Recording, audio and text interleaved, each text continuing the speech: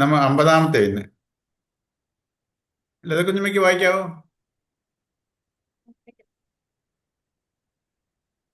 युक्तो जहातिहा मुखे सुहृदुष्कृते तस्माद्योगाय युजस्य യോഗകർമ്മസു കൗശലം. സമചിത്തത കൈപിടിച്ച് യോഗി ഈ ജന്മത്തിൽ തന്നെ പുണ്യപാപങ്ങൾ രണ്ടും ത്യജിക്കുന്നു. അതിനാൽ യോഗത്തിനായി പ്രയത്നിക്കുക. കർമ്മകുശലത തന്നെ യോഗം. മനസ്സിന്റെ ചാപല്യങ്ങളിൽ നിന്ന് മുക്തനായ ബുദ്ധിയുടെ വിവേകത്തിൽ ഉറച്ചു നിൽക്കുന്ന സമചിത്തനായ യോഗി പുണ്യപാപങ്ങൾക്ക് അതീതനായി തീരുന്നു. സുഹൃതവും ദുഷ്കൃതവും മനസ്സ് കൽപ്പനകളാണ്. അവ വാസനാരൂപത്തിൽ മനസ്സിൽ തങ്ങി നിൽക്കുന്നു. വാസനകളാണ് മനസ്സിൽ കൂളിളക്കം സൃഷ്ടിക്കുന്നത്. മനസ്സുമായി ഒട്ടാതെ മാറി നിൽക്കുന്നവനെ അതിലെ കൂളിളക്കം ബാധിക്കുകയില്ല. ശരീരവും മനസ്സും മനുഷ്യവ്യക്തിത്വത്തിന്റെ പുറന്തോട് മാത്രമാണ്. ഈ ഉപരിതലം വിട്ട് ഉള്ളിലേക്കിറങ്ങി ബുദ്ധിയിൽ സ്ഥാനം ഉറപ്പിച്ച് സ്വന്തം വ്യക്തിപ്രഭാവം പ്രകടമാക്കാൻ ഗീത ആഹ്വാനം ചെയ്യുന്നു. ജീവരാശികളുടെ കൂട്ടത്തിൽ പരമോന്നത സ്ഥാനം വിവേകബുദ്ധിയുള്ള മനുഷ്യനാണ്. ഇതര ജീവികൾക്കില്ലാത്ത ഈ വിശിഷ്ടോപകരണം വേണ്ട പോലെ ഉപയോഗിക്കാത്തവൻ മനുഷ്യപദവിക്ക് അർഹനല്ലെന്ന് പറയണം. സ്ത്രൈണഭാവം വെടിഞ്ഞ് പൗരുഷം വീണ്ടെടുത്ത് സാഹചര്യങ്ങൾക്ക് അധീശനായി വർത്തിക്കാൻ കൃഷ്ണൻ അർജുനനെ ഉപദേശിച്ചു. ബുദ്ധിയുടെ നിലവാരത്തിലേക്ക് ഉയരാതെ ശാരീരികവും മാനസികവുമായ ബന്ധങ്ങളിൽ കുടുങ്ങിപ്പോവുക കൊണ്ടാണ് വീരനായ അർജുനൻ ഭീരുവായി മാറിയത്. മനുഷ്യജന്മത്തിന്റെ മഹത്വം മറക്കാതെ കർത്തവ്യകർമ്മങ്ങൾ നന്നായി നിർവഹിക്കുന്നവന് മാത്രമേ സഞ്ചിത വാസനകൾ മുഴുവൻ തീർത്ത് മുക്തനാവാൻ കഴിയൂ. അതിനാൽ യോഗത്തിന് തയ്യാറാവൂ എന്നാണ് യോഗം. എന്താണ് യോഗം? മനസ്സിന്റെ സാമ്യാവസ്ഥയാണ് യോഗം. സമത്വം യോഗ ഉച്യതേ എന്ന് മുമ്പ് പറഞ്ഞതിനെ പുതിയൊരു നിർവചനത്തിലൂടെ ഇവിടെ ഒന്നുകൂടി വിശദമാക്കുന്നു. കർമ്മകുശലത തന്നെ യോഗം. യോഗ കർമ്മസ്തു കൗശല എന്ന ഒരു ശാസ്ത്രത്തിൽ ഒരു പദത്തിന് ഒന്നിലധികം നിർവചനം നൽകുകയാണെങ്കിൽ അത് ആശയക്കുഴപ്പം ഉണ്ടാക്കില്ലേ? യോഗത്തിന് 2 നിർവചനം കൊടുത്തത് ശരിയാണോ? സൂക്ഷ്മമായി പരിശോധിച്ചാൽ ഈ 2 നിർവചനങ്ങളും പരസ്പര പൂരകങ്ങളാണെന്ന് കാണാം. ആദ്യത്തെ നിർവചനം കൂടി രണ്ടാമത്തേതിൽ ഉൾക്കൊള്ളിച്ചിരിക്കുന്നു. സമത്വം അഥവാ സമചിത്തത എന്നതുകൊണ്ട് ഉദ്ദേശിക്കുന്നത് ജാഡ്യവും നിഷ്ക്രിയവുമായ ഒരു നിശ്ചലാവസ്ഥയല്ല, മറിച്ച് അനുകൂലമോ പ്രതികൂലമോ ആയ എല്ലാ ജീവിതാനുഭവങ്ങളിലും മനസ്സിനെ ഒരേ നിലയിൽ നിർത്തി സമർത്ഥമായ നിലയിൽ കർത്തവ്യകർമ്മങ്ങൾ നിർവഹിക്കാനുള്ള പാഠവുമാണ് എന്ന് യോഗ കർമ്മസു കൗശലം സൂചിപ്പിക്കുന്നു. ഇങ്ങനെ വിശകലനം ചെയ്യുമ്പോൾ ഗീതാചാര്യന്റെ ആശയം വ്യക്തമാവും. കർത്തവ്യകർമ്മങ്ങൾ നിഷ്കാമമായി അനുഷ്ഠിക്കലാണ് കർമ്മയോഗം. അങ്ങനെ ചെയ്യുന്ന കർമ്മയോഗി താൻ മുമ്പ് ആർജിച്ചു പോയ വാസനകളിൽ നിന്ന്, സുഹൃത ദുഷ്കൃതങ്ങളിൽ നിന്ന് മുക്തനാവുന്നു. വാസനാസമ്മർദ്ദം നീങ്ങുമ്പോൾ വിക്ഷേപങ്ങൾ അടങ്ങി മനസ്സ് ശാന്തമാവും, അന്ധഃകരണം ശുദ്ധമാവും. ജ്ഞാനാഭ്യാസത്തിനുള്ള അർഹത അങ്ങനെ സാധകൻ കൈവരിക്കുന്നു. ഈ നിലയ്ക്ക് നോക്കുമ്പോൾ എല്ലാ കർമ്മങ്ങളും യഥാവിധി അനുഷ്ഠിക്കുകയാണെങ്കിൽ ക്രമത്തിൽ സാധകന്റെ അന്ധഃകരണശുദ്ധിക്കും ജ്ഞാനനിഷ്ഠയ്ക്കും ആത്മസാക്ഷാത്കാരത്തിനും ഉപായങ്ങളാണെന്ന് കാണാം. ഭീതിജനകമായ യോഗശബ്ദത്തെ കാലോചിതമായി വ്യാഖ്യാനിച്ച് ജനകീയമാക്കുന്ന വ്യാസഭഗവാന്റെ ഉദ്യമത്തെ പ്രശംസിക്കുക തന്നെ വേണം. എന്തോ കുഞ്ഞമ്മ ഇതിന് എന്തോ മനസ്സിലാക്കി പറയാവോ?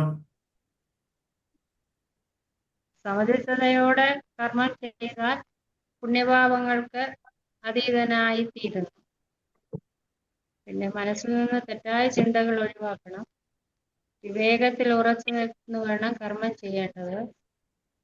പിന്നെ സുഹൃതവും ദുഷ്കൃതവും മനസ്സിന്റെ തോന്നലുകളാണ്. അത് വാസനകളായ മനസ്സിൽ നിൽക്കുന്നു. ഈ വാസനകൾ മനസ്സിനെ പ്രക്ഷുബ്ധമാക്കുന്നു. വിവേകബുദ്ധി മനുഷ്യർക്ക് മാത്രമാണുള്ളത്. വിവേകം മനുഷ്യർ വേണ്ടതുപോലെ പ്രയോജനപ്പെടുത്തണം.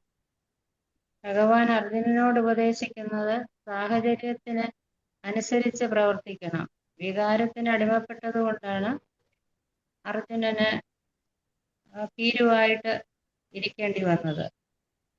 പിന്നെ മനുഷ്യജന്മത്തിന്റെ മഹത്വം മനസ്സിലാക്കി വാസനകളെ നിർമ്മാർജ്ജനം ചെയ്താൽ മാത്രമേ പ്രാരബ്ധത്തിൽ നിന്ന് മുക്തനാവാൻ സാധിക്കുകയുള്ളൂ. പിന്നെ മനസ്സിന്റെ സാമ്യാവസ്ഥയെ യോഗം എന്ന് പറയുന്നു, കർമ്മകുശലതയെ യോഗം എന്ന് പറയുന്നു. ഇത് രണ്ടും സ്വാമി പറഞ്ഞിട്ടുണ്ടല്ലോ. പിന്നെ സമചിത്തതയോടെ കർമ്മം ചെയ്യണം, അഹങ്കാരം വെടിഞ്ഞ് അർപ്പണബുദ്ധിയോടെ കർമ്മം ചെയ്യണം, നിഷ്കാമമായിട്ട് വേണം കർമ്മം ചെയ്യാൻ. വാസനകൾ നീങ്ങുമ്പോൾ മനസ്സ് ശാന്തമാകും. മനസ്സ് ശുദ്ധമാകുമ്പോൾ ആത്മസാക്ഷാത്കാരം കൈവരിക്കാൻ പറ്റും. അതേ ഞാൻ മനസ്സിലാക്കിയത്. വളരെ നന്നായിട്ട് അത് കുഞ്ഞുമായെല്ലാം വളരെ വ്യക്തമായിട്ട് പറഞ്ഞു. സംശയം നല്ലതായിട്ട് പറഞ്ഞു. അതാ ഇപ്പൊ ഇങ്ങനെ നമ്മൾ ഓരോന്ന് വായിച്ചിട്ട് നമ്മളിങ്ങനെ ചോദിച്ചാൽ ഇത് ജീവിതത്തിൽ ഇങ്ങനെ ഇത് ജീവിതത്തിലോട്ട് കൊണ്ടുവരാൻ പറ്റുമോ? ഇത് പറ്റുന്നുണ്ടോ? കുറെ നമ്മൾ ശ്രമിച്ചാല് സാധിക്കാത്തതായിട്ടൊന്നും ഇല്ലല്ലോ. ശ്രമിച്ചാൽ പറ്റും. അല്ല, കുഞ്ഞമ്മയുടെ അനുഭവം എങ്ങനെയാ? കുറെയൊക്കെ സാധിക്കുന്നുണ്ട്. എല്ലാം പൂർണ്ണമായിട്ട് ആകാൻ പറ്റത്തില്ലല്ലോ. നമ്മളിപ്പോ തുടക്കമല്ലേ ആയുള്ളൂ. അല്ല, കുറെയൊക്കെ സാധിക്കുന്നുണ്ട്. ഇത് ശരിയാന്നുള്ള രീതിയിലുള്ള അനുഭവം വരുന്നുണ്ടോ? അതെ അതെ, ശരിയാണ്. അനുഭവത്തിൽ കൂടെ അത് തോന്നുന്നുണ്ട്, അല്ലാതെ ഗീതയിൽ എഴുതിയേക്കുന്നുണ്ട് അതെ അതെ. ശരിയാണെന്നല്ലോ. അനുഭവത്തിൽ അല്ല കൂടെ അല്ല അല്ല, ശരിയാണെന്ന് തോന്നുന്നുണ്ട്. അനുഭവത്തിൽ കൂടെ വരുന്നുണ്ട്. മനസ്സിനെ നമ്മള് ആകാതെ അതിനെ ശാന്തമാക്കാനൊക്കെ സാധിക്കുന്നുണ്ട്. എന്നാലും ചിലപ്പോ പൊട്ടിപ്പോവേ. എല്ലായ്പ്പോഴും ഇല്ല. അതാ ഞാൻ പറഞ്ഞ പൂർണ്ണമായിട്ട് ഒന്നും എനിക്കായിട്ടൊന്നുമില്ല. അതാ നമ്മൾ പരിശീലനത്തിൽ കൂടെ നമുക്ക് പെട്ടെന്ന് ഒക്കത്തില്ല, പരിശീലനത്തിൽ കൂടെ അത് സാധിക്കത്തുള്ളൂ. ചിലപ്പോഴൊക്കെ കൈവിട്ടു പോകും. ഉം. കഴിവതും ശാന്തമായിട്ട് ഒക്കെ ഇരിക്കാൻ നോക്കും. ആ. അതിന് വേണ്ട കാര്യങ്ങൾ എൻ്റെ മോൻ ഉണ്ടാക്കിക്കൊണ്ട് വരും. അങ്ങനെ ഇരിക്കും. ലയ ചേച്ചി എന്താ പറയുന്നത്? ചേച്ചി അയച്ചിട്ട്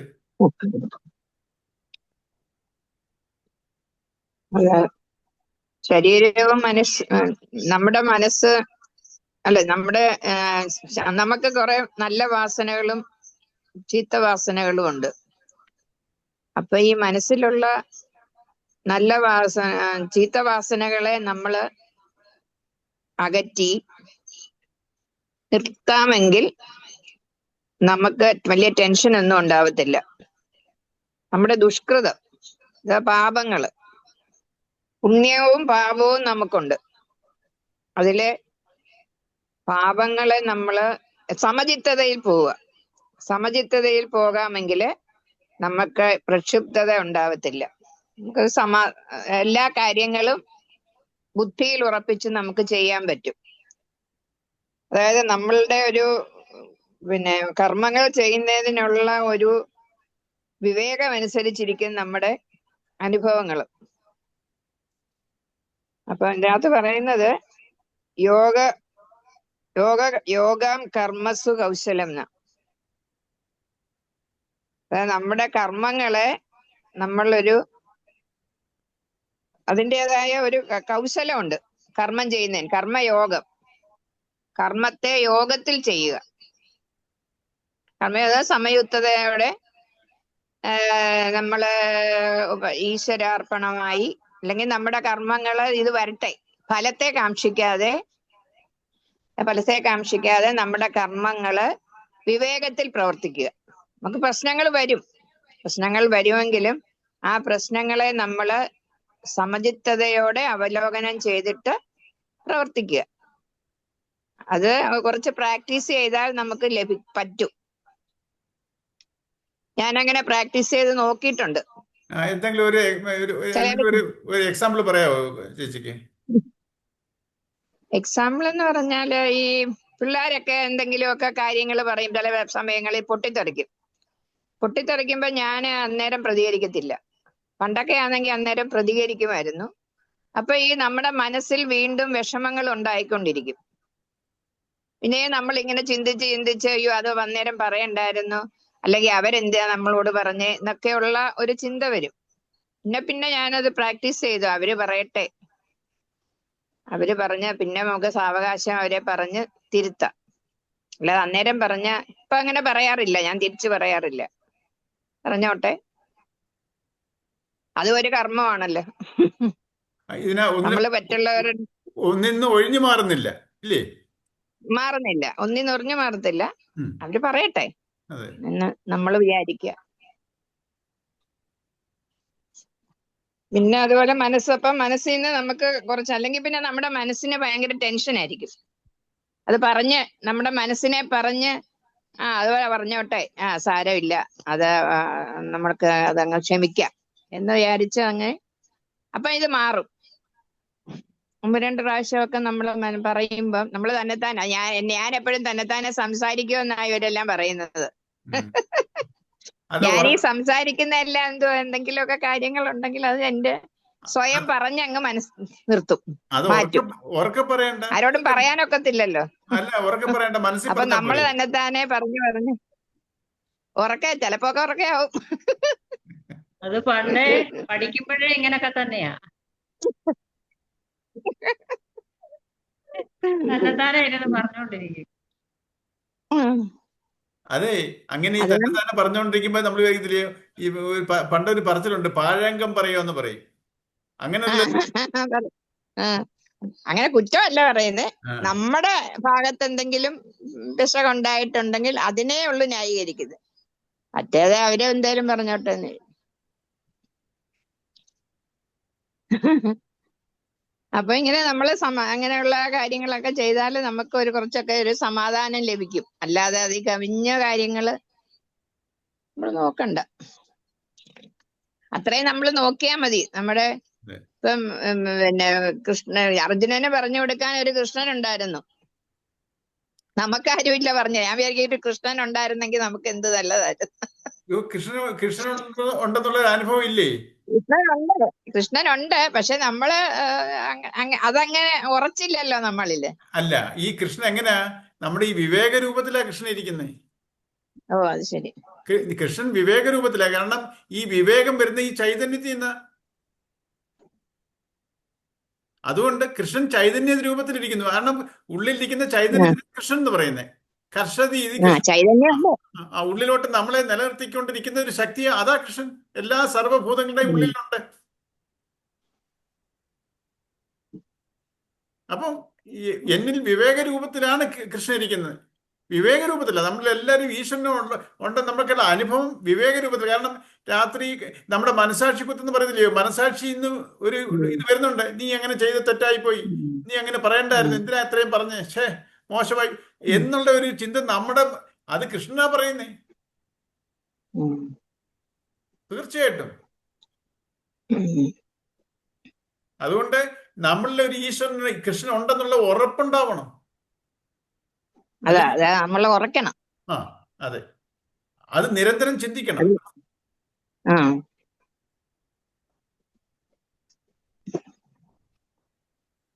ഗീതയ്ക്ക് എന്തോ തോന്നുന്നു? നേരത്തെയൊക്കെ നമ്മള് ഇതിൽ ഗീതയിൽ പറഞ്ഞേക്കുന്ന പോലെ ശരീരവും മനസ്സും മനുഷ്യ വ്യക്തിത്വത്തിന്റെ പുറന്തോട് മാത്രമാണ്. നമ്മൾ നേരത്തെ പഠിക്കുന്നതിന് മുമ്പ് നമ്മൾ ആ രീതിയിലായിരുന്നെല്ലാം ചുട്ടത്. പക്ഷെ ഇത് പഠിച്ചു കഴിഞ്ഞാൽ പിന്നെ ഒന്നുകൂടെ അകത്തോട് നമ്മൾ ചിന്തിക്കാൻ തുടങ്ങി. കുറച്ചുകൂടെ തുടങ്ങി നമ്മളൊന്നും ആലോചിച്ചിട്ട് എല്ലാ കാര്യങ്ങളും ചെയ്യാം. മറ്റേ അങ്ങനെയല്ല, എന്തുവാണ് അപ്പോഴത്തെ സാഹചര്യം പോലെ അങ്ങ് പറയുകയും ചെയ്യുകയും പ്രവർത്തിക്കുകയും ചെയ്യുന്നുണ്ട്. പഠിക്കാൻ തുടങ്ങിയ പിന്നെ നമുക്ക് ഇച്ചിരൂടെ ഒരു മാറ്റം വന്നിട്ടുണ്ട്. പിന്നെ അതുപോലെ ഭഗവാന് പറയും, അർജുനോട് പറയുന്നില്ലേ, സ്ത്രൈണഭാവം വെടിഞ്ഞ് പൗരുഷം വീണ്ടെടുത്തെന്ന്. അതാ അർജുനന് പറ്റിയത്. അതാ അങ്ങനെ ഉള്ളിലില്ല സ്ത്രീകൾക്ക് അതേ രീതിയിൽ ഇരുന്ന് അങ്ങോട്ടും ഇങ്ങോട്ടും ഉള്ള മനസ്സിന്റെ ചാഞ്ചലായിട്ടോ അതങ്ങനെ മാറിയിട്ട് ഭീരുവായി മാറും. അന്നേരം ഒന്നുകൂടെ മനുഷ്യ ജന്മത്തിന്റെ മഹത്വം മറക്കാതെ കർത്തവ്യ കർമ്മങ്ങൾ നന്നായി നിർവഹിക്കുന്നവന് മാത്രമേ സഞ്ചിതവാസങ്ങൾ മുഴുവൻ തീർത്ത് മുക്തനാവാൻ കഴിയൂ. നമുക്കും അത് ചിന്തിക്കേണ്ട കാര്യമാണ്. അതെ, വളരെ അതെ. ഇതിങ്ങനെ നമ്മൾ വായിച്ച് നമ്മൾ തന്നെ അതിനെ ഒന്ന് ഉറക്കെ പറഞ്ഞ് അതൊക്കെ നമുക്കതിന് ഉറപ്പ് വരും. നമ്മളിങ്ങനെ സൈലന്റ് ആയിട്ട് ഇങ്ങനെ വായിച്ച് പോയിക്കൊണ്ടിരുന്നാൽ നമുക്ക് ഒന്നുകൂടെ പണ്ടൊക്കെ നമ്മൾ ഒരു കമ്പൈൻ സ്റ്റഡി ഇല്ലയോ, അങ്ങോട്ടും ഇങ്ങോട്ടും പറയുമ്പോൾ അത് കമ്പൈൻ സ്റ്റഡിക്ക് കൂടുതൽ എഫക്റ്റ് ഉണ്ട് എന്ന് പറയുന്ന പോലുള്ള സംഗതിയാണ് നമ്മളിപ്പോൾ ചെയ്യുന്നത്. ഓർത്ത് നമ്മൾ മനസ്സിലാക്കാനും ഉറക്കെ പറയുമ്പോൾ നമുക്ക് തന്നെ ഒരു ഉറപ്പ് വരും. നമ്മളൊരു കാര്യം ഒരാളോട് പറയുമ്പോൾ നമ്മൾ ഒരാൾക്ക് ഒരു കാര്യം പറഞ്ഞു കൊടുക്കുക, ട്യൂഷൻ എടുക്കും, നമുക്കറിയാമല്ലോ, നമ്മൾ പറഞ്ഞു കൊടുക്കുമ്പോൾ നമുക്ക് ആ സബ്ജക്റ്റ് അങ്ങ് ഉറയ്ക്കും എന്ന് പറയുന്ന പോലെയാണ് നമ്മളിങ്ങനെ പറഞ്ഞ് അത് പറയുന്ന ഒരു ശീലം കൂടെ നമുക്ക് ഉണ്ടാവണം. കേൾക്കുന്ന മാത്രമല്ല, നമ്മളിത് പറയാനും ശ്രമിക്കണം. ആരെങ്കിലും നിങ്ങൾക്ക് പരിചയമുള്ളവർക്ക്, സ്വാതന്ത്ര്യമുള്ളവർക്കൊക്കെ അങ്ങനെ പേഷ്യൻ്റായിട്ട് ഇരിക്കുന്നവരൊക്കെ ഉണ്ടെങ്കിൽ അവരോട് ഇങ്ങനെ പറയാൻ ശ്രമിക്കണം. അപ്പോൾ അങ്ങനെ ഉറയ്ക്കും നമുക്ക്. അതൊരു വളരെ ഇതാണ്. ഇപ്പം ഈ രണ്ട് പറഞ്ഞ വലിയ ശരീരവും മനസ്സും മനുഷ്യ വ്യക്തി ഇത് പുറന്തോടാണ്. ഇവിടെ പുറത്ത് ശരീരവും മനസ്സും എന്ന് പറഞ്ഞ എൻ്റെ രണ്ട് ഉപകരണങ്ങളാണ്. അതാ ഈ പുറന്തോടെന്ന് പറയുന്നത് ജീവാത്മാവല്ലത്. ഞാൻ അങ്ങ് വിചാരിക്കുക എൻ്റെ ശരീരവും മനസ്സും ഒക്കെ ഞാനാണെന്നങ്ങ് വിചാരിക്കുക. അതുകൊണ്ടാണ് നമ്മുടെ ഈഗോ ഈ മനസ്സ്, ബുദ്ധി, ചിത്തം, അഹങ്കാരം എല്ലാത്തിനും ചേർത്ത് നമ്മൾ മനസ്സെന്ന് പറയുന്നു. നമുക്ക് എന്തെങ്കിലും ആരെങ്കിലും വരുമ്പോൾ ഈ വിഷമം ഉണ്ടാവുന്നു അല്ലെങ്കിൽ ഈ ദേഷ്യം വരുന്നതൊക്കെ എൻ്റെ ഈഗോയ്ക്കാ. ഈഗോ കയറി അങ്ങ് അതിനെ പ്രൊസസ് ചെയ്യും. അതേസമയത്ത് നമുക്ക് ഓരോ അനുഭവങ്ങൾ വരുന്നത് നമ്മുടെ കർമ്മഫലത്തിൽ നിന്നാണ്. പക്ഷേ ഫലത്തിലെ അനുഭവങ്ങൾ വരുമ്പോൾ നമ്മളിൽ നിന്ന് ഒഴിഞ്ഞു മാറാൻ ശ്രമിക്കരുത്. ഒരിക്കലും നമ്മുടെ കർമ്മഫലത്തിലുള്ള ഓരോ കാര്യം നല്ലതും ചീത്തയും വരുമ്പോൾ ഇതിൻ്റെ കാർമിക് എഫക്റ്റാണ്. ഇതിനെ എങ്ങനെ ഞാൻ നേരിടണം? വികാരത്തിൽ നേരിടണോ, വിവേകത്തിൽ നേരിടണോ? ഇതാണ് നമ്മുടെ പ്രശ്നം. വികാരത്തിൽ നേരിട്ടാൽ എനിക്ക് ദുഃഖിക്കാം, ദുരിതത്തിലോട്ട് പോകാം. ഈ വികാരത്തിന് അടിമപ്പെടാതെ ഞാൻ വിവേകത്തിൽ, അതാ നമ്മുടെ ഉള്ളിലെ കൃഷ്ണൻ, ആ കൃഷ്ണനിലോട്ട് നമ്മൾ തിരിഞ്ഞാൽ നമുക്ക് ശാന്തത കിട്ടും, സ്വസ്ഥത കിട്ടും. നമ്മൾ അങ്ങോട്ട് തിരിയണം. പക്ഷെ എങ്ങനെ തിരിയും? ഇത് അതിന് ഒന്ന് രണ്ട് കഥകളുണ്ട്, നിങ്ങൾക്ക് അറിയാമെന്ന് തോന്നുന്നു. ഈ ഭീമനും ജരാസന്ധനും തമ്മിലുള്ള യുദ്ധം. ഭീമൻ ഭയങ്കര ഓവർ കോൺഫിഡൻ്റാ. അങ്ങനെ ഇവരെപ്പോഴും ഞാൻ ശരിയാക്കി ആ രീതിയിലാണ് ഭീമന് പറയും. ഈ ജരാസന്ധനുമായിട്ട് എത്ര ചെയ്തിട്ടും അത് ഭീമൻ ഒക്കുന്നില്ല.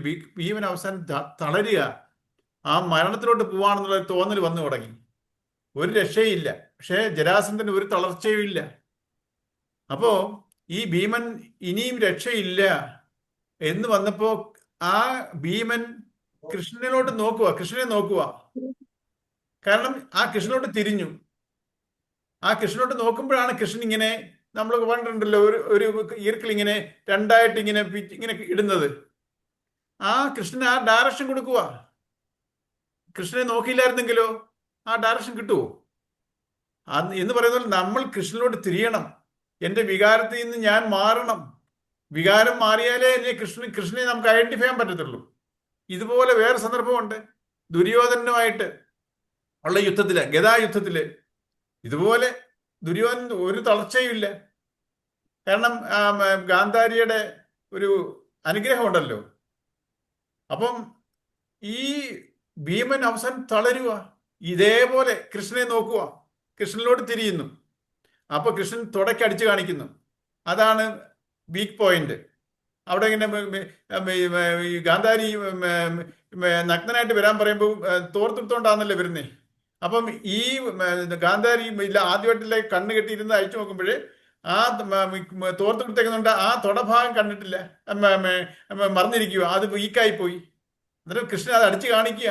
അപ്പൊ അവിടെ അടിക്കുമ്പോഴാണ് ദുര്യോധനെ അടിച്ചു താഴെ ഇടുന്നത്. എന്ന് പറയുന്നല്ലേ നമ്മൾ കൃഷ്ണനിലോട്ട് തിരിയണം. നമ്മുടെ ഉള്ളിൽ ഓരോരുത്തരുടെ ഉള്ളിൽ കൃഷ്ണനുണ്ട്. കൃഷ്ണൻ വെച്ചാരാ? ഈ ചൈതന്യമാണ്. ഈ ചൈതന്യം ഇല്ലെങ്കിലോ ഞാൻ ജഡവാ. അപ്പൊ എന്നിലൊരു ഈശ്വരൻ ഉണ്ടെന്നുള്ളത് നമ്മൾ ഉറയ്ക്കണം, ചിന്തിച്ച് ഉറയ്ക്കണം. ഈ ഈശ്വരൻ എന്ന് പറഞ്ഞ ആരാ? നമുക്ക് ഇലക്ട്രിസിറ്റി എന്ന് പറഞ്ഞ ഒരാളാണോ? ഒരു പവറാണ്. ഈ ഈശ്വരൻ എന്ന് പറഞ്ഞ ഒരു പവറാ. കൃഷ്ണൻ ജനിച്ചപ്പോ അച്ഛനും അമ്മയോടും എന്തോ പറഞ്ഞേ?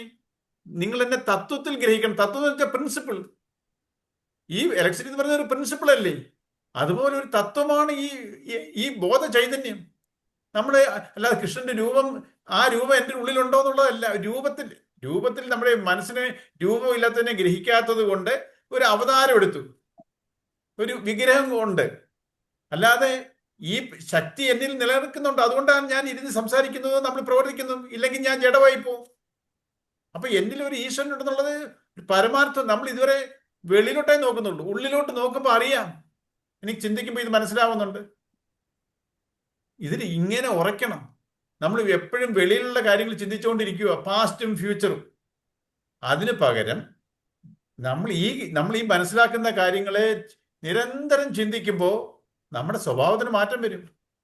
നമ്മുടെ എല്ലാവരുടെയും അനുഭവം. ഇപ്പൊ നിങ്ങളിപ്പോ ഇത് ഓരോ പോകുമ്പോൾ ഇങ്ങനെ നിരന്തരം ചിന്തിക്കുമ്പോൾ നമുക്കുള്ള ചെറിയൊരു മാറ്റം നമുക്ക് തന്നെ അനുഭവപ്പെടും. അപ്പോ ഈ ഒരു കാര്യത്തിൽ നമ്മൾ വളരെ ഇത് വേണം. ഈ പറഞ്ഞേക്കുന്ന എല്ലാം ഒരു ഡൗട്ടും ഇല്ല, ഇത് പരമമായ സത്യമാ പറഞ്ഞേക്കുന്നേ. അപ്പൊ ഇതിലേ കൂടെ പോയാൽ എനിക്ക് സ്വസ്ഥതയിലോട്ട് പോവാം, ശാന്തിയിലോട്ട് പോവാം. അതാണ് മുക്തി.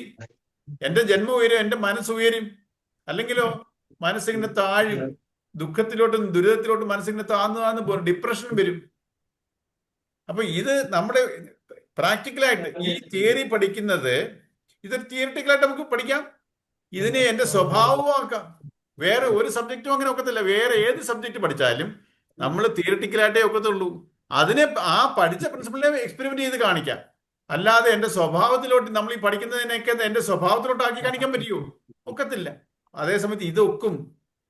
അതാ ഈ ശാസ്ത്രം. എന്റെ അനുഭവം ആവുമ്പോഴാണ്, അതാണ് അവിടെ എവിഡൻസ് ആയിട്ട് വരുന്നത്, ഒരു പ്രൂഫായിട്ട് വരുന്ന എന്റെ അനുഭവമാണ്. അപ്പൊ ഈ നമ്മൾ ഭൗതിക ശാസ്ത്രങ്ങളൊക്കെ പഠിക്കുമ്പോൾ എക്സ്പെരിമെന്റ് ചെയ്ത് പ്രൂവ് ചെയ്യുന്ന പോലെ ഈ പറഞ്ഞേക്കുന്നത് ഞാൻ ഫോളോ ചെയ്യുമ്പോഴേ എന്റെ അനുഭവമായിട്ട് മാറുക അത്. പിന്നെ നമുക്ക് എവിടെ ഒരു ഡൗട്ട്? അപ്പൊ ഇതിനെ നമ്മൾ ഈ ഓരോ സെന്റൻസും നമ്മൾ വ്യക്തമായിട്ട് വായിക്കുക. ആ സെന്റൻസ് എന്താ പറഞ്ഞതെന്നുള്ളത് അതിനെക്കുറിച്ച് ചിന്തിക്കുക. ശരീരവും മനസ്സും മനുഷ്യത്തിന്റെ പുറന്തോട് മാത്രമാണ്. ഇപ്പൊ ഞാൻ ഈ ശരീരമാണ്, മനസ്സാണ്. ഈ മനസ്സെന്ന് വെച്ചാല് മനസ്സ്, ബുദ്ധി, ചിത്തം, അഹങ്കാരം.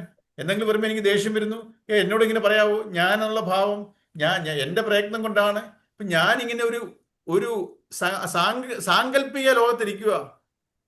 നമ്മളൊരു ഇമാജിനറി വേൾഡ്, നമ്മൾ റിയാലിറ്റി അറിയുന്നില്ല. ആ പരമമായ സത്യാവസ്ഥയെ മനസ്സിലാക്കി കഴിഞ്ഞാൽ നമ്മുടെ ദുഃഖം മാറിക്കിട്ടും. ഇപ്പൊ നമ്മൾ എന്തെല്ലാം അനുഭവങ്ങൾ വരുന്നു, ദുഃഖാനുഭവങ്ങളും വരുന്നു, സുഖാനുഭവങ്ങളും വരുന്നു.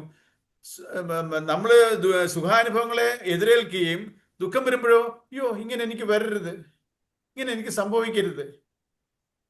അപ്പോ ഈ ഒരു മനോഭാവം മാറണം.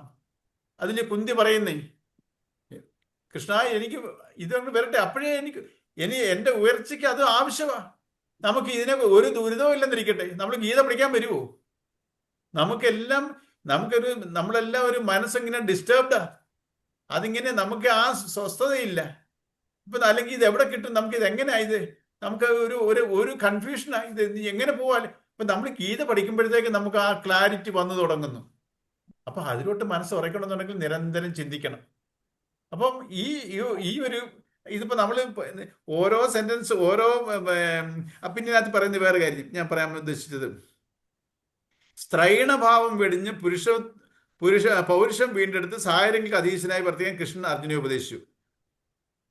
ഇത് എല്ലാവർക്കും ബാധകമാണ്. സ്ത്രൈണഭാവം വെടിഞ്ഞ് പൗരുഷം വീണ്ടെടുത്ത്. അപ്പൊ സ്ത്രീകൾ എന്തോ ആയിരിക്കും? ഈ സ്ത്രൈണഭാവവും പൗരുഷം എന്ന് പറയുന്നത് സ്ത്രീ പുരുഷൻ എന്നുള്ള ലിംഗവ്യത്യാസമല്ല, ആർജവത്വമാ. എല്ലാരും വീക്ക്നെസ്സും ഉണ്ട്, സ്ട്രെങ്തും ഉണ്ട്. ഈ പൗരുഷം സ്ട്രെങ്തും സ്ത്രൈണഭാവം വീക്ക്നെസ്സുമാ. നമ്മള് ഈ സത്യങ്ങളെ മനസ്സിലാക്കുമ്പോൾ എനിക്ക് അതിനോട്ടുള്ള ഒരു ഉറപ്പ് വരുമ്പോൾ അതാണ് എൻ്റെ മനസ്സിന്റെ ബലം. ബലമാവും, നമുക്ക് സ്ട്രെങ്ത് കിട്ടും. അല്ലെങ്കിലോ അയ്യോ മനസ്സങ്ങ് വീക്കായി പോവും. ദുഃഖം വരുമ്പോൾ നമുക്ക് എങ്ങനെയാ സ്ട്രെങ്ത് വരുവാന്നോ? അല്ല, നമുക്ക് ദുഃഖം വരുമ്പോൾ നമ്മുടെ മനസ്സങ്ങ് നമുക്കൊന്നും ചിന്തിക്കാനൊക്കത്തില്ല, എന്ത് ചെയ്യണമെന്ന് അറിയത്തില്ല, മനസ്സിന് ഒരു ബലവും വരുത്തില്ല, ദുരിതവും ദുഃഖവും ഒക്കെ ആണെങ്കിൽ. അതേസമയം സന്തോഷം വരുമ്പോൾ നമുക്ക് പലതും ചെയ്യാനുള്ള ഓരോ നല്ല അനുഭവം, അടുത്തത് ചെയ്യാം, നമുക്ക് വരുമ്പോൾ ഓരോ കാര്യങ്ങൾ നടന്നുകൊണ്ടിരിക്കുന്നു, നമുക്കൊരു ആർജവത്വം വരും. ഈ സത്യങ്ങളെ മനസ്സിലാക്കുമ്പോൾ നമുക്കത് മനസ്സിലാവും. നമ്മുടെ മനസ്സ് ദുഃഖിക്കാം, അതിൽ പറഞ്ഞേ നമ്മുടെ ഈ ദുഃഖത്തിന്റെ കാരണം, ഞാൻ ദുഃഖിക്കാനുള്ള കാരണത്തിനെ നമ്മൾ ചിന്തിക്കുമ്പോൾ ഈ ദുഃഖം ഇല്ലാതാവും. ഇതുപോലെ നമുക്ക് സന്തോഷവും. ഈ സന്തോഷത്തിനെ കുറിച്ചുള്ള ഇത് എങ്ങനെ എനിക്ക് ഈ സന്തോഷാനുഭവം വന്നു? എന്റെ മാത്രമല്ല, നമ്മളിപ്പോ ഇതൊരു കർമ്മഫലത്തിൽ കിട്ടിയതാ, അല്ലാതെ എന്റെ മിടുക്കാണെന്നുള്ള രീതിയിൽ ഈ ഞാനെന്ന ഭാവം അവിടെ കൊണ്ട് എലിവേറ്റ് ആകാൻ സമ്മതിക്കരുത്. ഞാൻ അപ്പോഴേ ഇതെല്ലാം നമ്മൾ സാധാരണ ജീവിതത്തിൽ പറയുന്ന, ഞാൻ അപ്പോഴേ പറഞ്ഞ, നമ്മൾ മറ്റുള്ളവരോട് പറയുന്ന, ഞാൻ പറഞ്ഞാൽ കേൾക്കും. ഞാൻ പറയുന്നു, ഞാൻ അപ്പോഴേ പറഞ്ഞ, എന്നെ കൊണ്ടാണ്, ഞാൻ പറഞ്ഞുകൊണ്ടല്ലയോ. ഇതെല്ലാം ഈ ഞാൻ എന്നുള്ള ഭാവത്തിനെ എലിവേറ്റ് ചെയ്യുന്ന സ്റ്റേറ്റ്മെന്റുകളാണ്. നമ്മൾ അറിയാതെ വന്നു പോയത് എന്തെങ്കിലുമൊക്കെ വിട്ട് അപ്പോഴേ ഞാൻ പറഞ്ഞു അങ്ങനെയൊക്കെ ചെയ്യരുതെന്ന്. ഇതുപോലെ നമുക്കും പ്രശ്നങ്ങൾ വരും. ഓരോ പ്രശ്നങ്ങൾ വരുമ്പോഴേ നമ്മൾ അതിനെ അങ്ങ് ഡിസോൺ ചെയ്യും. അത് മറ്റേ സാഹചര്യം കൊണ്ടാ, അവരെ കൊണ്ടാ. അപ്പം നമ്മൾക്ക് വേറൊരാളെ ഉപദേശിക്കാൻ എളുപ്പം. പക്ഷെ ആ ഉപദേശം ഞാൻ എനിക്ക് തന്നെ കൊടുത്തുകൊണ്ടേയിരിക്കണം. വേറൊരാളോട് ഉപദേശിക്കുന്ന പോലെ അത് നമ്മളിലോട്ട് തന്നെ അപ്ലൈ ചെയ്യാൻ ശ്രമിക്കണം. ഒരാളെ ഉപദേശിക്കാൻ എളുപ്പമാണ്, സ്വന്തം അനുഭവത്തിൽ വരുമ്പോഴാണ് അവിടുത്തെ പ്രശ്നം വരുന്നത്. ഈ സ്വന്തം എനിക്ക് എന്നെ ഉപദേശിക്കുന്നതാണ് നമ്മൾ ഈ ഉറക്കെ പറഞ്ഞു പോകുന്നത്. എന്തിനാ ഞാൻ ഇതൊക്കെ നമ്മൾ ഉള്ളിൽ തന്നെ എൻ്റെ ഈ വിവേക മനസ്സുകൊണ്ട് ഈ വികാര മനസ്സിനെ പറഞ്ഞ് അതിനെ സ്ട്രെങ്തൻ ചെയ്യണം. ഈ വികാര മനസ്സ് വളരെ കൺഫ്യൂസ്ഡ് അത്. വികാരം അങ്ങനെ ചെയ്യണോ, ഇങ്ങനെ. അപ്പൊ അത് ഒരു ഭയങ്കര വീക്ക് മൈൻഡാ അത്. വികാര മനസ്സ് സംശയാത്മികോ, എപ്പോഴും അതിന് ഡൗട്ടാ, ഇതൊക്കെ ശരിയാണ്. അപ്പം നമ്മൾ നിശ്ചയാത്മികമായ ഒരു വിവേകം ഉണ്ടെന്നില്ലേ, അത് നിശ്ചയം വളരെ ഡെഫിനറ്റാ. നമ്മൾ രാത്രി കിടക്കുമ്പോൾ ഒരു ഡയറക്ഷൻ ചെയ്യുന്നത് തെറ്റായി പോയി എന്നുള്ളൊരു നിശ്ചയമായിട്ടുള്ളൊരു ഡയറക്ഷൻ വരുന്നേ. അങ്ങനെ ചെയ്യണ്ടായിരുന്നു, അത് കൂടിപ്പോയി അല്ലെങ്കിൽ കുറഞ്ഞു പോയി എന്നുള്ള ഒരു ഡയറക്ഷൻ വളരെ ക്ലാരിറ്റിയോടെ വരിക. നമ്മളിലൊരു നിശ്ചയാത്മികമായ വിവേകമുണ്ട്. അപ്പൊ നമ്മൾ ഈ വികാരങ്ങളെ, എമോഷൻസിനെ നമ്മൾ മാനേജ് ചെയ്യാൻ പഠിച്ചാൽ നമ്മുടെ മനസ്സ് സ്ട്രെങ്തൻ ആവും. നമ്മൾ ഈ വികാരത്തിലിരുന്നാലോ മനസ്സ് വീക്കാവും. എനിക്ക് മനസ്സിന് ഒരു ബലവും ഇല്ല, എന്തോ ചെയ്യണമെന്ന് അറിയത്തില്ല, മനസ്സിന് സ്ട്രെങ്ത് ഇല്ല. എപ്പോഴും മനസ്സിന് ധൈര്യം, ബലം എന്ന് പറഞ്ഞാൽ എൻ്റെ ധൈര്യം. നമുക്ക് അതിലോട്ട് ആർജവത്വം വരും ഏത് കാര്യം ചെയ്യാൻ. അതാ അവിടെ പുരുഷത്വവും ശ്രയണഭാവവും എന്ന് പറയുന്നത്. അങ്ങനെ അർജുനോട് പറയുക, നീ ഇങ്ങനെ എമോഷൻസ് ഇരുന്നപ്പോഴാ നീ തളർന്നു പോയത്. ആ ശ്രയണഭാവത്തിലോട്ട് പോയി വികാരത്തിൽ ഇരുന്നപ്പോൾ. അയ്യോ, എൻ്റെ മുത്തശ്ശനെ എങ്ങനെ കൊല്ലും, എൻ്റെ പിതാമഹനെ കൊന്നിട്ട് വേണോ എനിക്ക്. നമുക്ക് തോന്നാം ഇതെല്ലാം നമ്മൾ പറയുന്ന ന്യായങ്ങളാണ്. ഈ അർജുനൻ പറയുന്നതെല്ലാം നമ്മളും പറയുന്നതാ. ഇതൊക്കെ ഇവരൊന്ന് കൊന്നിട്ട് എനിക്ക് വേണ്ട, ഞാൻ ഭിക്ഷ എടുത്താലും നമ്മൾ ഇങ്ങനൊന്നും വേണ്ട, അങ്ങനെ വേണ്ട. ധർമ്മത്തിനെ രക്ഷിക്കുക എന്നുള്ളതാ ഏറ്റവും വലിയ ധർമ്മം. എന്തുവാ നമ്മൾ നേരത്തെ പറഞ്ഞത്? ധർമ്മം എന്തുവാ? എന്നെ നിലനിർത്തുന്ന ഒരു ചൈതന്യമുണ്ട്, അതിൻ്റെ വാല്യൂസിലായിരിക്കണ്ടേ. അല്ലാതെ ഈ അഹന്ത മമതയുടെ പുറകിലല്ല പോണ്ടേ.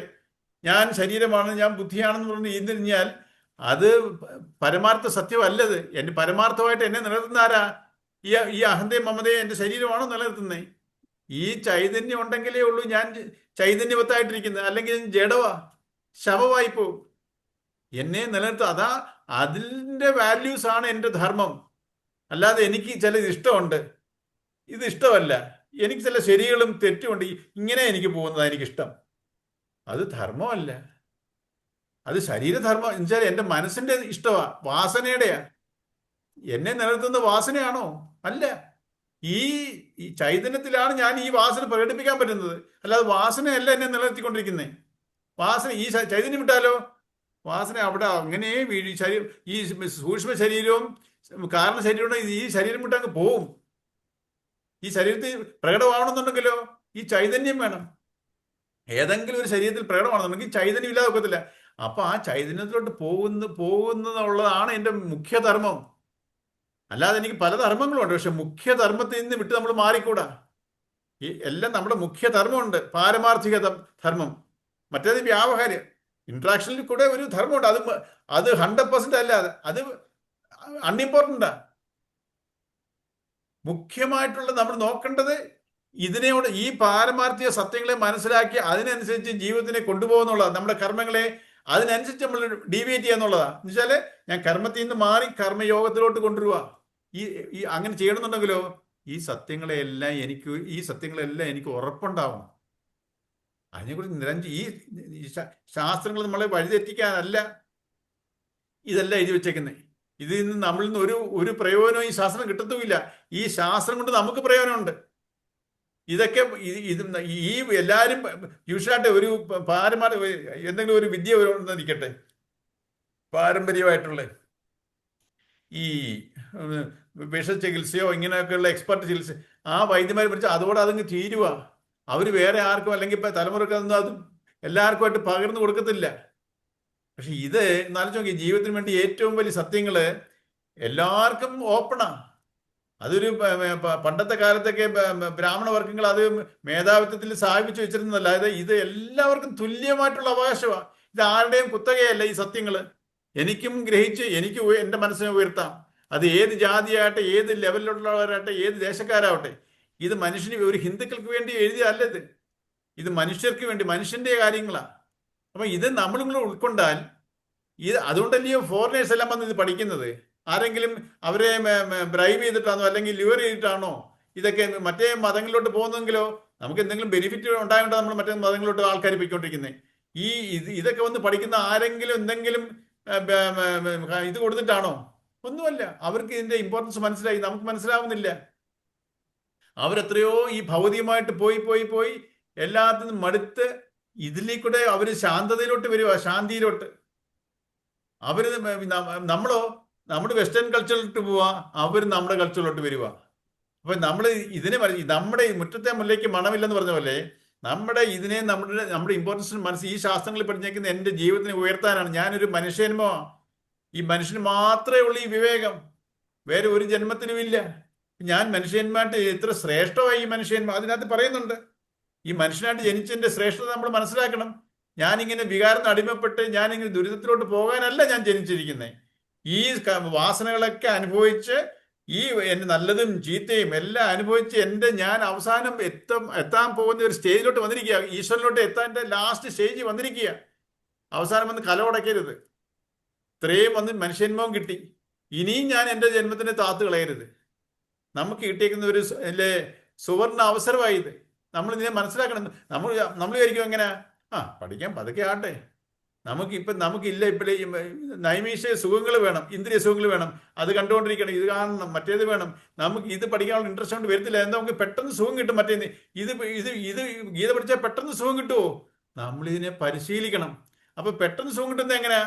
നമ്മൾ സീരിയൽ കണ്ടാലോ സിനിമ കണ്ടാലോ അല്ലെങ്കിൽ അവിടെ നിന്ന് യൂട്യൂബ് നോക്കിക്കൊണ്ടിരുന്നാലോ നമുക്ക് ടൈം പാസ് കിട്ടും. പെട്ടെന്ന് സുഖിക്കാം, പാട്ട് കേൾക്കാം, അത് കേൾക്കാം. നമ്മൾ ആ സുഖത്തിലോട്ട് ഇങ്ങനെ ഇല്ലേ ഈയാമ്പാറ്റകൾ പോകുന്ന പോലെ തീയിലോട്ട്, നമ്മൾ ആ തീയിലോട്ട് പോയി അതിനോട്ട് പോയി നമ്മൾ നാശത്തിലോട്ടാ പോന്നേ. അപ്പൊ ഇതിനെ നമ്മൾ വ്യക്തമായിട്ട് ഈ ഓരോ സെന്റൻസിലെയും നമ്മൾ ഇതിപ്പോ എല്ലാവരും കണ്ടോ, എല്ലാവർക്കും പറയാൻ പറ്റുന്നുണ്ട്. വളരെ വ്യക്തമായിട്ടും ഈ പറഞ്ഞ് ഇതിനെ ഉറപ്പിലോട്ട് കൊണ്ടുവരണം. അതൊരു പരമാർത്ഥമാണ്. നമ്മളിങ്ങനെ വെറുതെ ഈ ഗീത പഠിച്ചു പോകരുത്. ഇതിനെക്കുറിച്ച് ചിന്തിക്കണം, ശരിക്കും ചിന്തിക്കണം. മറ്റുള്ള പണ്ട് ഗീത പഠിച്ച പോലെ ആയിരിക്കരുത് ഇപ്പൊ പഠിക്കുന്നത്. അതുകൊണ്ട് നമ്മൾ ഈ ഓരോ ശ്ലോകങ്ങളൊക്കെ പോയിട്ട് കാര്യമില്ല. പതുക്കെ നമ്മൾ ഉറച്ചുറച്ച് പോയാൽ നല്ലതാണ്. മഞ്ജുവിന് എന്തെങ്കിലും പറയാനുണ്ടോ? ഇനി ഒരു 5 മിനിറ്റ് ഉണ്ട്. ഇതിനകത്തെ മറ്റേ ബാലകൃഷ്ണൻ നായർ സാറിന്റെ ഇതൊന്ന് വായിക്കാവേ. യോഗ കർമ്മസു കൗശലം. സമർത്ഥമായ കർമാനുഷ്ഠാനം എന്നാൽ എന്താണ്? ഈ ശരീരം കൊണ്ട് ചെയ്യാൻ ബാധ്യസ്ഥമായ കാര്യങ്ങൾ ഭംഗിയായി ചെയ്തു തീർക്കണം. അതേ അവസരത്തിൽ പുതിയ കർമ്മവാസനകൾ സഞ്ചയിക്കുകയും അരുത്. ഇതാണ് സമർത്ഥമായ കർമാനുഷ്ഠാനം. ഇതിന് ഞാൻ ചെയ്യുന്നു, ഞാൻ അനുഭവിക്കുന്നു എന്ന് ഭാവന ചെയ്ത് കർത്തൃത്വവും ഭോക്തൃത്വവും ഏറ്റെടുക്കാതിരിക്കണം. കർത്തൃത്വവും ഭോക്തൃത്വവും ഏറ്റെടുക്കുമ്പോഴാണ് പുണ്യപാപ രൂപത്തിൽ പുതിയ കർമ്മവാസനകൾ സഞ്ചയിക്കാൻ ഇടയാകുന്നത്. ഞാൻ ഭഗവാന്റെ കയ്യിലെ ഒരു ഉപകരണത്തെ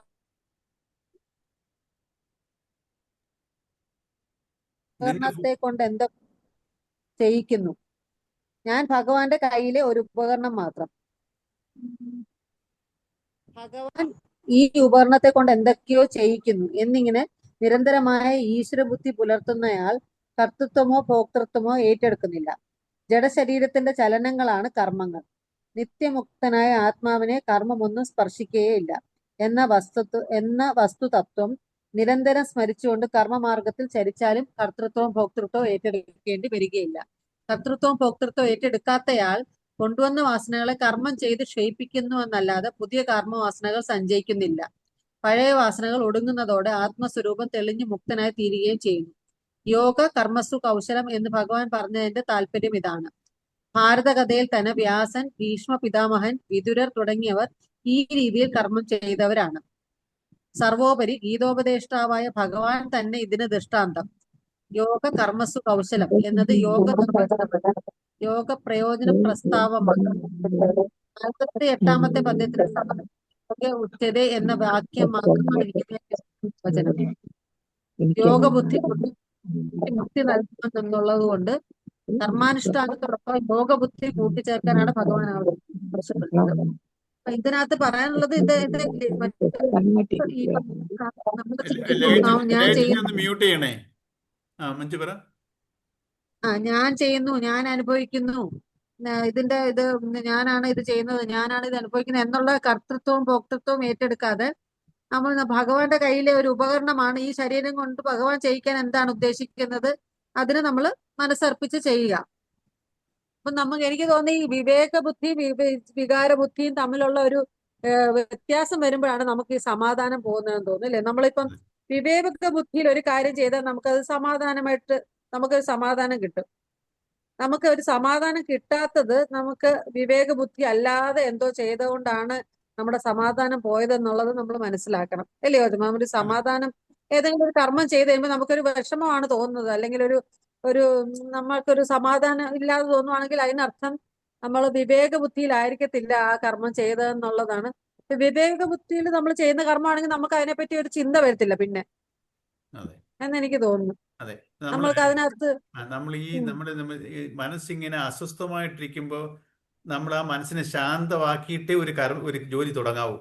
നമുക്ക് പെട്ടെന്ന് ഒരു മനസ്സ് ഒരു ഡിസ്റ്റർബ്ഡ് ആയി, മനസ്സിനെ ഒന്ന് പെട്ടെന്ന് നമ്മൾ തന്നെ ശാന്തമാക്കണം. എനിക്ക് എമോഷൻസ്, ദേഷ്യം വരുന്നു, അല്ലെങ്കിൽ വിഷമം വരുന്നു, സന്തോഷം വരുന്നെങ്കിൽ അസൂയ വരുന്നു, എന്തെങ്കിലും അതിനെ ഞാൻ ഐഡന്റിഫൈ ചെയ്ത് അതിനെ മനസ്സിനെ ഒന്ന് സ്റ്റെബിലൈസ് ചെയ്യണം, എന്നിട്ടേ ജോലി തുടങ്ങാവൂ.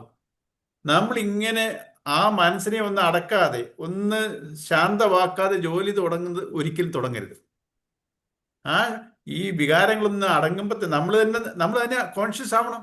എനിക്ക് ദേഷ്യം വരുന്നു, അവരെ കൊണ്ട് എനിക്ക് ഇറിറ്റേഷൻ വരുന്നു, നമ്മൾ എനിക്കിതാവുന്നു.